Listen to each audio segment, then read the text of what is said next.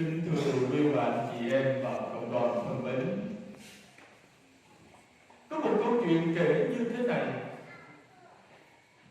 Một bữa nọ, cái người mà trong cái ngọn đèn hải đăng ở ngoài biển, ông mới thắp cái cây nến lên và ông leo từng bậc thang để lên tận cái ngọn hải đăng thật cao như thế để thắp cái ngọn đèn dầu trên đó.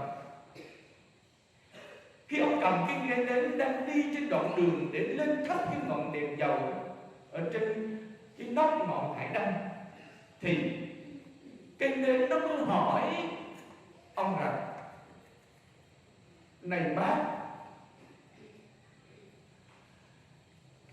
ngọn nến của con quá nhỏ và ánh sáng của con cũng leo lét, làm sao có đủ có thể soi sáng cho các tàu bè vào đất liền mà không gặp nạn?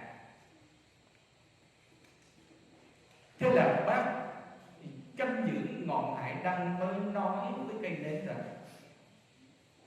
ngươi có phải bận tâm đến cái chuyện là tỏa sáng bao nhiêu và nó lớn như thế nào để các tàu bè thấy được ngươi?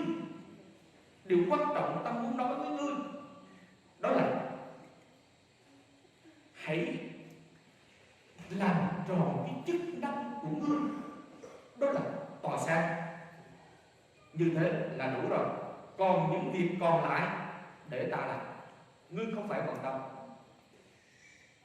Và quả thật, khi nó đi lên với ông chủ của nó, lên tới cái ngọn đèn dầu ở trên ngọn hải đăng đấy, và ông chăm nó vào cái ngọn đèn dầu đó, thì tự nhiên cái ngọn đèn dầu đó có khả năng phát sáng thật xa và rất lớn. Kính thưa quý ông bà chị em và cộng đoàn thân mến, ngày hôm nay chúng ta mừng lễ Ba Vua, hay còn gọi là ba nhà đạo sĩ, lễ hiển linh. Tất cả những tên gọi đó đều nói về ngày lễ hôm nay, nhưng tự trung muốn nói đến việc Chúa Giêsu tỏ mình ra cho dân ngoại. Những người chưa biết Chúa, hôm nay Chúa mời gọi và Ngài tỏ mình ra cho mọi dân nước biết Ngài là ai và Ngài xuống trần gian này để làm gì. Và hình ảnh ba vua trong bài tin mừng hôm nay là những nhà đạo sĩ không có đạo. Họ là dân ngoại, nhưng họ là những nhà khoa học, những người tìm hiểu về sự xuất hiện của những vì sao trên bầu trời. Và hôm đó họ đã thấy một ngôi sao rất lạ mà từ trước tới giờ họ không thấy. Và theo tìm hiểu thì họ không biết được cái giải đáp nó nằm ở đâu, chi bằng đến tại vua Herode hỏi là chắc ăn nhất.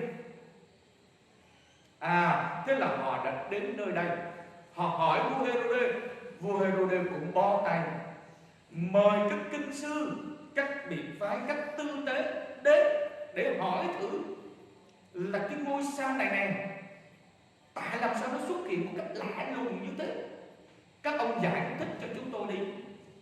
Và cuối cùng cái mấu chốt để các nhà tư tế, các nhà Lê Vi, các nhà thông luật giải thích cho vua Herode cũng như ba nhà đạo sĩ ấy, đó là họ lọc kinh thánh ra chứ không có gì cả. Và nó nằm ở trong kinh thánh. Các ngôn sứ đã nói rồi, các ngôn sứ đã nói rằng: phần ngươi hỡi Bê-lem, miền đất Giu-đa, ngươi đâu phải là thành nhỏ nhất của Giu-đa, vì nơi ngươi vị lãnh tụ trong dân Israel, dân của ta sẽ ra đời. Trong kinh thánh nói, và đó là Bê-lem. Vậy thì để có thể tìm ra được cái ngôi sao xuất hiện ở đâu, các nhà chiêm tinh đã đến hỏi vua Herode. Vua Herode hỏi các tư tế mới lọc kinh thánh ra, và trong kinh thánh đã nói như thế. Nhưng để ba nhà đạo sĩ này đã phải theo ánh sao, theo cái ngôi sao lạ đó, dẫn đường đến với Chúa Giêsu. Câu chuyện trên đây, khi mà ngọn nến nói: thưa ông, con quá nhỏ để có thể tỏa sáng, để cho mọi tàu bè có thể thấy được con, cho nên con không có khả năng làm được việc đó. Nhưng bác canh ngọn hải đang nói với cây nến rằng: ngươi chỉ làm tròn bổn phận là tỏa sáng là được, sáng thôi, còn những việc khác để ta làm. Hôm nay Chúa cũng mời gọi mỗi người trong chúng ta, ngọn nến đức tin của chúng ta được thắp lên khi chúng ta nhận lãnh bí tích rửa tội. Và bổn phận của mỗi người trong chúng ta đó là tỏa sáng ngọn đức tin đó cho anh chị em của mình. Nhưng lắm lần và nhiều khi trong cuộc sống của chúng ta đã không làm được như thế. Lắm lần và nhiều khi trong cuộc sống của chúng ta đã không tỏa sáng ngọn nến đức tin đó đến với anh chị em của mình, mà thay vào đó là chúng ta làm ngược lại, không tỏa sáng, mà cuối cùng làm gương mù, gương xấu cho những người chưa biết Chúa. Trời ơi, cái gia đình đó có đạo ở bên cạnh nhà của tôi, trời ơi, tôi thấy vợ chồng nó cứ giật cãi nhau hoài thôi, vợ chồng của nó đôi khi cũng đánh nhau hoài thôi, la lối ôm sùm tối ngày. Trời ơi, đạo gì lạ vậy. Đấy, thay vì cái nhà bên cạnh của chúng ta là không có đạo, tâm tỏa sáng ngọn đức tin của chúng ta đó là yêu thương mà Chúa dạy cho chúng ta, đó là tha thứ, đó là cảm thông, đó là nhịn nhục, đó là hy sinh. Nhưng ta không làm được, ta không tỏa sáng được những điều tích cực đó trong cuộc sống của chúng ta. Ta không tỏa sáng được những điều cần phải tỏa sáng nơi đời sống đức tin của chúng ta. Ta không làm được, thì đây chúng ta đang thiếu sót với Chúa. Vậy thì hôm nay hơn bao giờ hết, xin Chúa cho mỗi người trong chúng ta hãy trở nên ánh sao dẫn lối đưa đường cho những anh chị em nguội lạnh, những người chưa biết Chúa trở về với Chúa. Và đồng thời Chúa cũng mời gọi chúng ta,